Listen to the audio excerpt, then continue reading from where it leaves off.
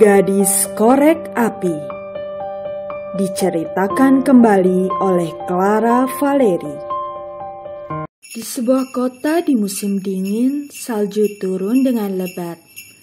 Semua warga gembira karena menyambut Natal.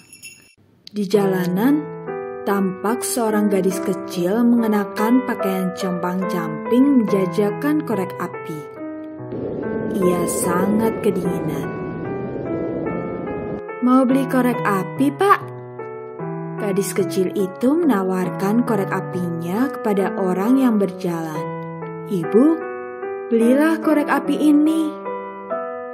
"Aku tidak butuh korek api, di rumah masih ada," jawab seorang ibu sambil berlalu. Gadis itu ingin pulang, tapi takut dimarahi ayahnya karena tidak membawa uang. Gadis itu menyeberangi jalan. Tiba-tiba sebuah kereta kuda berjalan dengan kencangnya. "Awas!" teriak sais kereta. Gadis itu melompat karena terkejut. Sebagian korek apinya jatuh berantakan ke salju. Sepatunya terlepas dan terlempar entah kemana. Seorang anak laki-laki memungut sepatunya lalu melarikan diri. Akhirnya gadis itu berjalan dengan bertelanjang kaki. Korek apinya sudah tidak bisa dijual lagi. Ia melihat sinar terang dari jendela sebuah rumah. Terdengar suara tawa bahagia dari dalam rumah. Rumah itu tampak hangat sekali. Ada api perapian di dalamnya, dan penghuninya sedang menikmati hidangan Natal yang lezat. Gadis itu meneteskan air mata. "Kalau saja ibuku masih hidup, dulu aku juga merayakan Natal seperti ini," katanya dalam hati. Akhirnya cahaya di sekitar jendela hilang, dan di sekelilingnya menjadi sunyi. Salju terus turun. Gadis kecil itu duduk bersandar di sebuah bangunan. "Kalau aku menyalakan korek api ini, mungkin akan sedikit terasa hangat," pikir gadis kecil itu. Api dari korek api menerangi gadis itu. Ia melihat ada sebuah tungku api. "Oh, hangatnya!" Gadis kecil itu tersenyum sambil mengangkat kedua tangannya ke arah tungku pemanas. Tak lama kemudian, korek api itu padam dan tungku pemanas hilang. Gadis itu kembali menyalakan batang korek api kedua. Muncul aneka macam hidangan lezat. "Wow, kelihatannya enak," ujar gadis kecil itu senang. Seekor angsa panggang melayang menghampirinya. Ia berusaha mengambil angsa panggang itu, tapi tiba-tiba korek apinya padam dan hidangan itu hilang. Gadis itu buru-buru mengambil korek api, lalu menyalakannya lagi. Ia berada di bawah pohon Natal yang besar.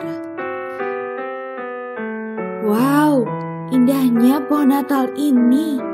Lebih indah dari pohon Natal di rumah tadi," ujarnya terkagum-kagum. Di pohon Natal itu banyak lilin bersinar.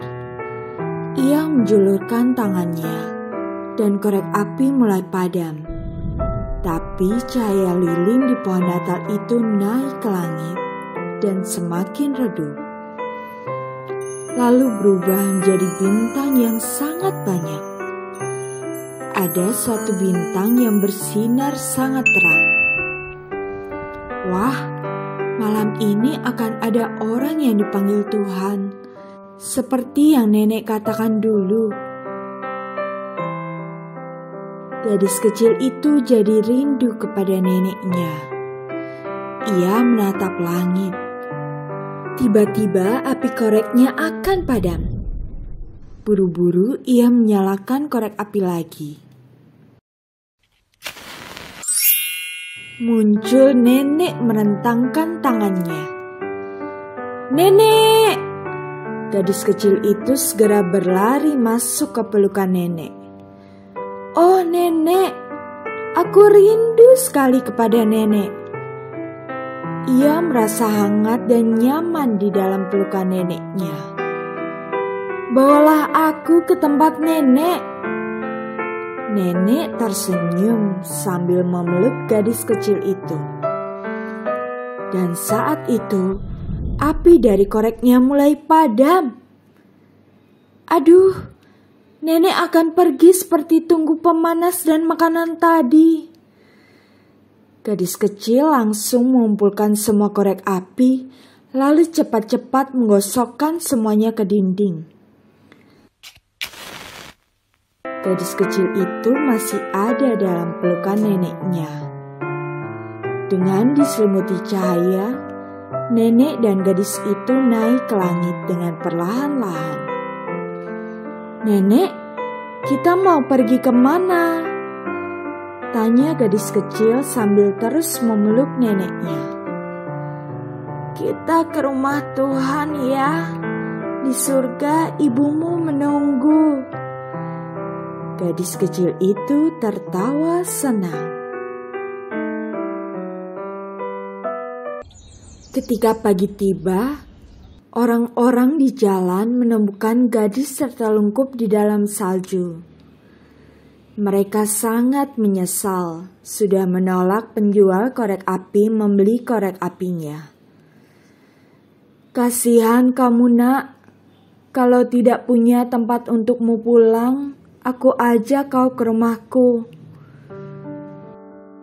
Orang-orang kota mengadakan upacara pemakaman untuk gadis kecil itu di gereja.